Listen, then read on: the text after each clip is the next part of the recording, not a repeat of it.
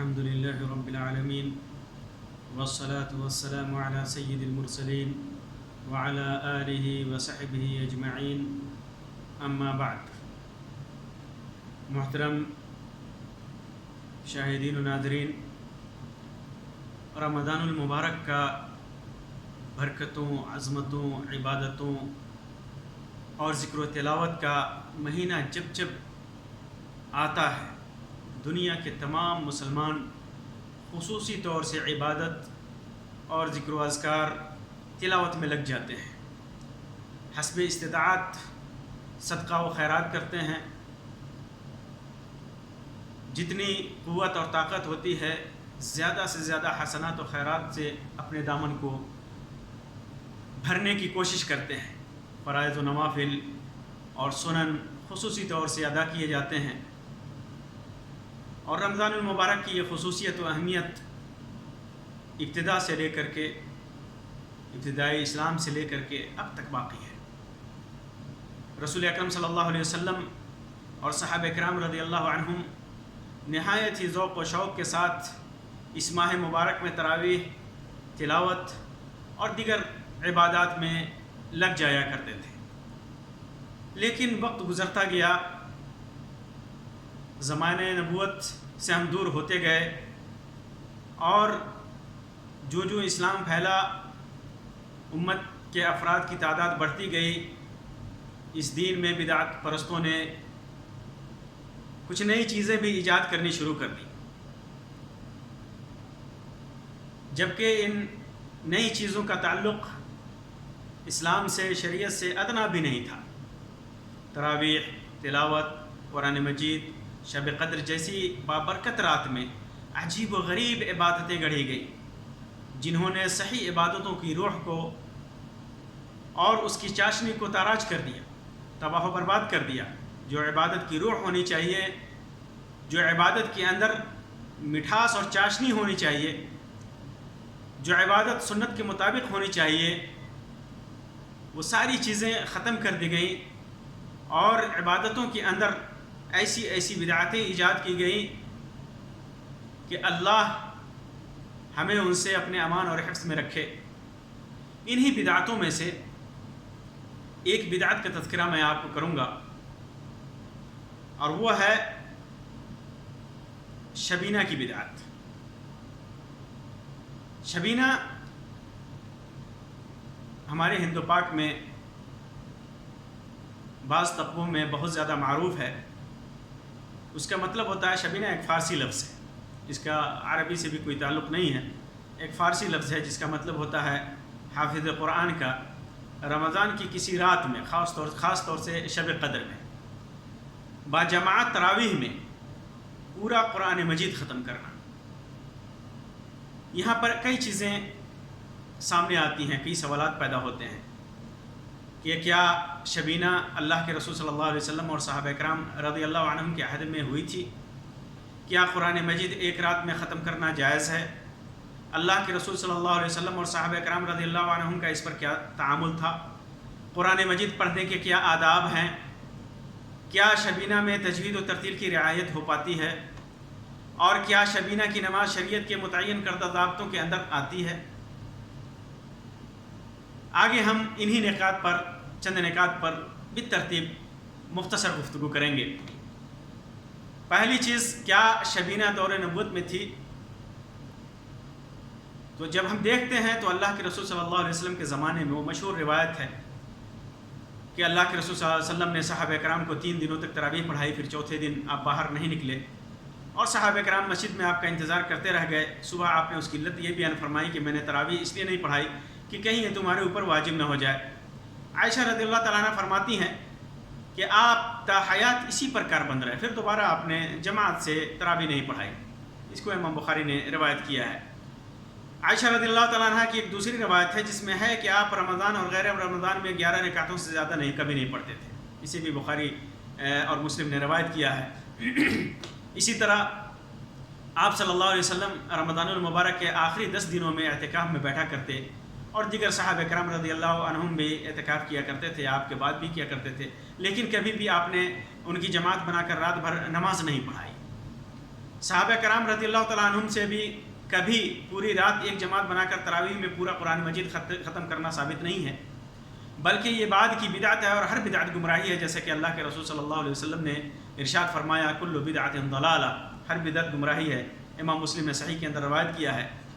اور اسی طرح فرمایا آپ نے من احدث فی امرنا ھذا ما لیس منہ فہو رد، اگر کسی نے ہماری شریعت میں کوئی نئی چیز جو اس میں سے نہیں ہے پیدا کی تو وہ مردود ہے۔ وہ امام بخاری نے، امام مسلم نے اس کو روایت کیا ہے۔ تو معلوم کیا ہوا کہ اللہ کے رسول صلی اللہ علیہ وسلم اور صحابہ کرام سے پوری رات کسی بھی نماز میں پورا قرآن مجید پڑھ کر کے ختم کرنا یہ ثابت نہیں ہے۔ پھر ایک سوال پیدا ہوتا ہے کیا پورا قرآن مجید ایک رات میں ختم کرنا جائز ہے؟ اللہ کے رسول صلی اللہ علیہ وسلم نے 3 دن سے کم میں قرآن مجید ختم کرنے سے منع فرمایا ہے، اور اکثر صحابہ کرام رضی اللہ عنہم کا عمل بھی اسی پر رہا ہے۔ عبداللہ ابن عمر رضی اللہ تعالیٰ عنہ سے مروی ہے، فرماتے ہیں کہ اللہ کے رسول صلی اللہ علیہ وسلم نے مجھ سے فرمایا اقرأ القرآن فی کل شہر، ایک ماہ میں ایک بار قرآن پڑھو۔ میں نے کہا یا نبی اللہ انی اطیق افضل من ذلک، اللہ کے رسول صلی اللہ علیہ وسلم مجھے اس سے بھی زیادہ کی طاقت ہے، میں اس سے زیادہ پڑھ سکتا ہوں۔ تو آپ نے فرمایا فقرأہ فی کل 20، تو 20 دن میں پڑھا کرو۔ فرماتے ہیں کہ میں نے کہا کہ یا نبی اللہ، اللہ کے نبی صلی اللہ علیہ وسلم میں اس سے بھی زیادہ کی طاقت رکھتا ہوں۔ تو فرمایا فقرأہ فی کل 15، 15 دن میں پڑھا کرو، قرآن مجید 15 دن میں ختم کیا کرو۔ میں نے کہا یا اللہ کے رسول صلی اللہ علیہ وسلم مجھے اس سے بھی زیادہ کی طاقت ہے، تو فرمایا فقرأہ فی کل 10، ہر 10 دن میں پڑھا کرو۔ تو میں نے کہا اللہ کے رسول صلی اللہ علیہ وسلم اس سے بھی زیادہ کی طاقت ہے میرے اندر، تو فرمایا فقرأہ فی کل 7، ہر 7 دن میں ختم کیا کرو، ولا تزد علی ذلک، اس سے کم میں نہیں، اس سے زیادہ مت کرنا، اس سے کم دنوں میں ختم مت کرنا ہے۔ امام بخاری نے، امام مسلم نے اس کو روایت کیا ہے۔ اسی طرح عبداللہ ابن عمر رضی اللہ تعالیٰ عنہ کی ہی ایک دوسری روایت ہے کہ اللہ کے رسول صلی اللہ علیہ وسلم نے ارشاد فرمایا لم یفقہ من قرأ القرآن فی اقل من 3، جس آدمی نے 3 دن سے کم میں قرآن مجید پڑھی اس نے اسے سمجھا نہیں۔ امام ابو داؤد نے، امام ترمذی نے، امام ابن ماجہ نے اس کو روایت کیا ہے، اور علامہ البانی نے اس کو صحیح قرار دیا ہے سنن ابن ماجہ کے اندر۔ اور امام عبد الرزاق نے اسے بئی الفاظ نقل کیا ہے من قرأ فیما دون 3 لم یفہمہ، جس نے 3 دن سے کم میں قرآن ختم کیا اس نے کچھ سمجھا ہی نہیں۔ اپنے مصنف کے اندر امام عبد الرزاق نے اس کو ذکر کیا ہے۔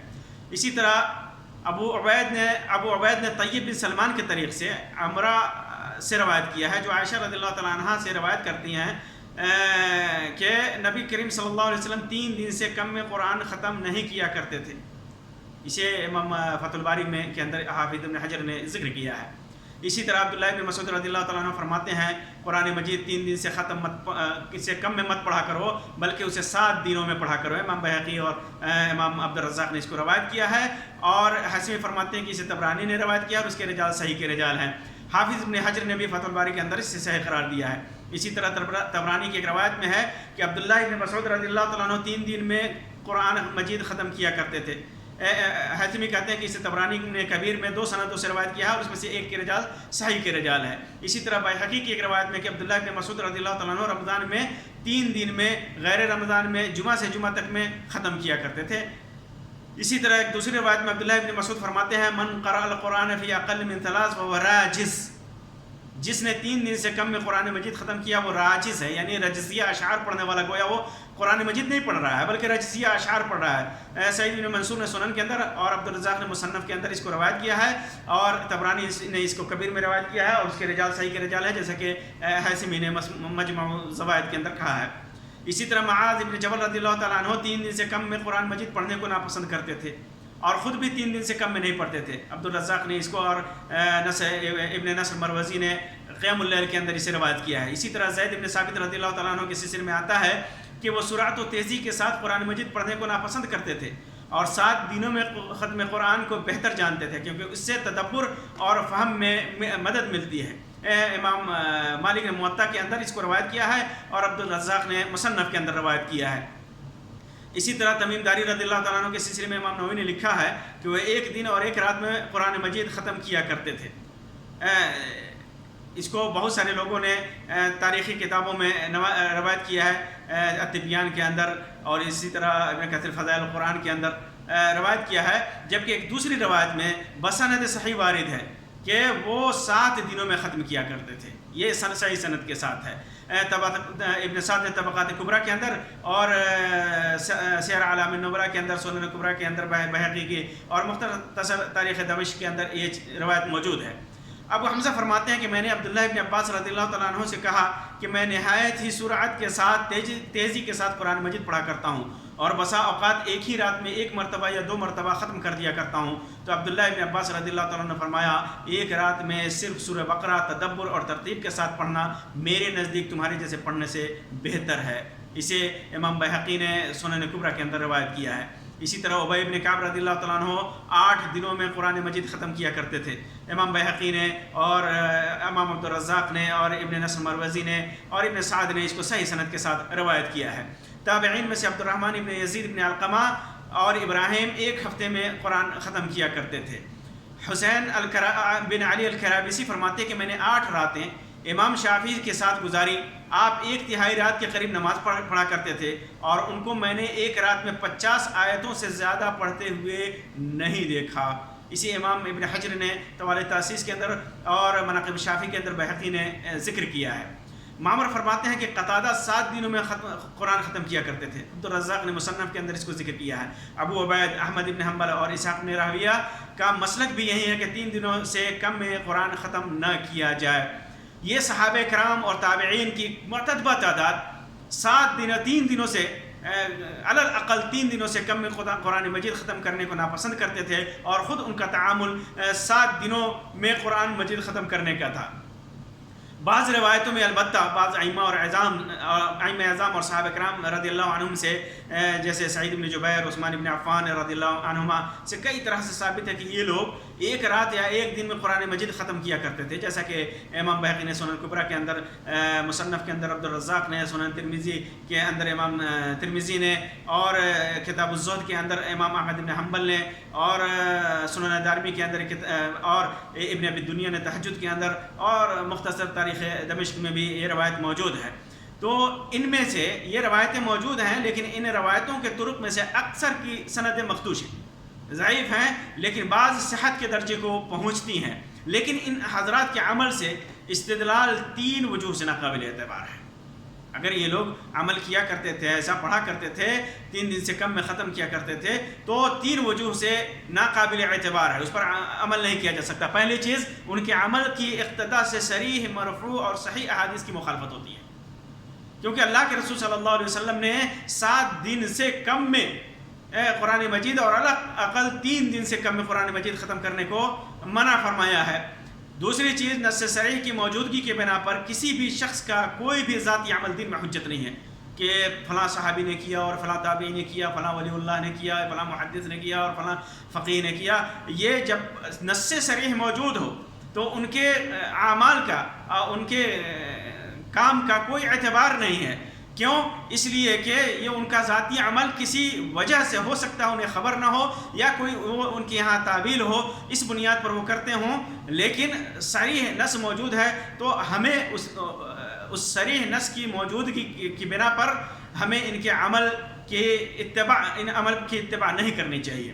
اسی طرح تیسری چیز، جمہور صحابہ کرام رضی اللہ عنہم سے قرآن مجید کو 3 دن میں سے کم میں پڑھنا ثابت نہیں. اس لیے مذکورہ دونوں صحابہ کرام رضی اللہ عنہما کے انفرادی عمل شاذ ہے جو قابل اعتبار و حجت نہیں ہے. مان لیتے ہیں اگر بالفرض کوئی آدمی ان صحابہ کرام رضی اللہ تعالیٰ عنہم کے عمل کو دلیل بنا بھی لیتا ہے، پھر بھی اس سے اجتماعی طور پر ایک شب میں تراویح میں پورے قرآن مجید کو ختم کرنا یہ محل نظر ہے، جس کا ثبوت نہ خود ان صحابہ کرام سے اور نہ ہی سنت نبوی سے. اور بقول امام غزالی فرماتے ہیں کہ ایک رات میں قرآن مجید ختم کرنے والے لوگ یہ سمجھتے ہیں کہ اس کا نزول صرف اس لیے ہوا ہے کہ اسے صرف اچھی آواز میں پڑھا جائے، اس کی اوامر نواہی اور مواعظ سے انہیں کوئی واسطہ نہیں کہ اس میں کیا ہے، کیا اللہ تعالیٰ نے حکم دیا ہے، کن چیزوں سے منع کیا ہے اور اس کے اندر کون سی نصیحتیں ہیں، اس سے انہیں کوئی مطلب نہیں ہے. قرآن مجید، یہاں پر موقع کی مناسبت سے اس بات کو بتا دینا ضروری ہے کہ قرآن مجید پڑھنے اور سننے کے چند آداب ہیں. چند آداب ہیں جن میں سے ایک ہے کہ قرآن مجید کی تلاوت سے پہلے اپنی نیت خالص کرنی چاہیے اور تلاوت سے اجر و ثواب کے حصول کا مقصد ہونا چاہیے اکثر. لیکن شبینہ میں یہ چیز اس کا فقدان ہوتا ہے. لوگ جو ہے ریاکاری کے لیے، دکھاوے کے لیے، اور کوئی متحمس بھی ہے تو بھی وہ اس چیز میں پھنس جاتا ہے کہ اس کی نیت کے اندر سوائے قرآن کا ایک رات میں سماع کے باقی دیگر ثواب کی نیت اس کی خالص نہیں ہوتی کہ بس اس کو سن لینا ہے اور لوگوں میں بیان کرنا ہے کہ میں نے ایک رات میں قرآن مجید کو سنا ہے. اور ایسی مساجد میں جہاں شبینہ کا اہتمام ہوتا ہے، آپ دیکھ لیجیے کتنے لائٹنگ کا انتظام ہوتا ہے، خورد و نوش کا خصوصی انتظام ہوتا ہے، اور بہت ساری چیزیں ہیں جو یہ کرنے والے جن علاقوں میں یہ ہوتا ہے آپ نے ملاحظہ کیا ہوگا. اسی طرح دوسری چیز ہے قرآن مجید میں ترتیل کی رعایت ہونی چاہیے. اللہ تعالیٰ فرماتا ہے وَرَتِّلِ الْقُرْآنَ تَرْتِيلًا، نہایت ہی سکون، خشوع اور خضوع اور ترتیب کے ساتھ پڑھنا چاہیے قرآن مجید کو. اسی وجہ سے اللہ تبارک و تعالیٰ نے رسول اکرم صلی اللہ علیہ وسلم کو سرعت اور تیزی سے قرآن مجید کو پڑھنے سے منع فرمایا اور فرمایا لا تحرک بہ لسانک لتعجل بہ. اے نبی، آپ قرآن مجید کو جلدی یاد کرنے کے لیے اپنی زبان کو حرکت میں نہ دیں، جلدی. اللہ کے رسول صلی اللہ علیہ وسلم یاد کرنے کی غرض سے جلدی اس کو پڑھا کرتے تھے. تو اللہ تبارک و تعالیٰ نے فرمایا کہ اسے جلدی مت کریں. اسی طرح دوسری جگہ فرماتا ہے وَلَا تَعْجَلْ بِالْقُرْآنِ مِنْ قَبْلِ أَنْ يُقْضَىٰ إِلَيْكَ وَحْيُهُ، یعنی قرآن مجید پڑھنے میں جلدی نہ کیجیے اس سے پہلے کہ آپ کی طرف جو وحی کی جاتی ہے وہ پوری کر لی جائے. تو جلدی پڑھنے سے اللہ تعالیٰ نے منع فرمایا. اور شبینہ میں کیا ہوتا ہے آپ اندازہ کر سکتے ہیں. جب ایک رات میں پڑھنا ہے وہ بھی 20 رکعت کے اندر ہی پڑھنا ہے تو پھر اس کی کتنی رعایت ہوگی آپ بخوبی سمجھ سکتے ہیں. اسی طرح قرآن مجید کے آداب میں سے یہ ہے کہ قاری و سامع دونوں کو اپنے ذہن و فکر کو قرآن مجید کی آیات کو سمجھنے میں لگا دینا چاہیے، غور و فکر میں لگا دینا چاہیے. چوتھی چیز، جب رحمت کی آیت گزرے تو اس کا سوال کرے، رحمت کا سوال کرے اللہ تبارک و تعالیٰ سے. عذاب کی آیت گزرے تو اسے پناہ مانگے، تسبیح کی آیت گزرے تو تسبیح بیان کرے، سجدے کی آیت گزرے تو سجدہ کرے. لیکن شبینہ میں سامع کو پتہ ہی نہیں چلتا کہ کب اس نوعیت کی آیتیں گزرتی ہیں. صرف یعلمون، تعلمون، تفہمون، تاخرون، یہی سب سمجھ میں آتا ہے.